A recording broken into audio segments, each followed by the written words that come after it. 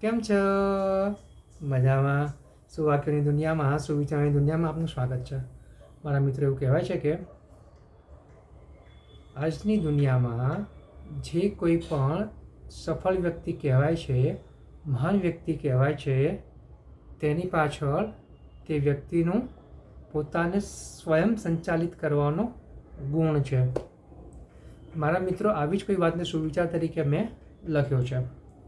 આજનો જે સુવિચાર છે તેનો વિષય છે સ્વ સંચાલન, સેલ્ફ મેનેજમેન્ટ. મેં લખ્યું છે કે શિસ્ત અને સારી દૈનિક આદતો સ્વ વ્યવસ્થાપનની ચાવીઓ છે. મારા મિત્રો, વાત ખૂબ જ સરળ છે, ખૂબ જ સીધી છે અને એટલી જ મહત્વની છે.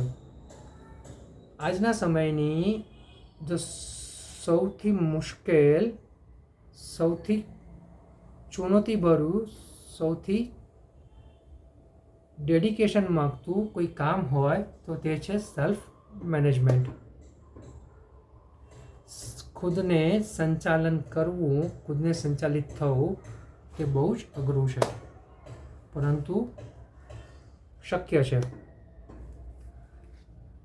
જો આપણે સ્વયં સંચાલિત થવું હોય, ખુદને વ્યવસ્થિત રાખવું હોય, સેલ્ફ મેનેજમેન્ટ શીખવું હોય, સેલ્ફ મેનેજમેન્ટ રસ્તે આગળ વધવું હોય તો તેની બે ચાવીઓ છે. એક છે આદતો, દૈનિક આદતો, અને બીજું છે શિસ્ત. જો આપણે શિસ્ત સાથે આપણી સારી દૈનિક આદતો બનાવીએ, તેના રસ્તા ઉપર આગળ વધીએ તો ચોક્કસ જ આપણે આપણા જે લક્ષ્યો સારા અને સાચા બનાવ્યા છે ત્યાં સુધી આપણે સારા અને સાચા રસ્તે સંતોષપૂર્વક, ખુશી સાથે પહોંચી શકીશું. સ્વસંચાલન એ આજના સમયની સૌથી મોટી જરૂરિયાત છે. કારણ કે આપણે સલાહ તો ઘણી બધી આપીએ છીએ, પરંતુ જ્યારે પોતાને તેની ઉપર અમલ કરવાનું આવે ને ત્યારે ખૂબ અઘરું પડે છે.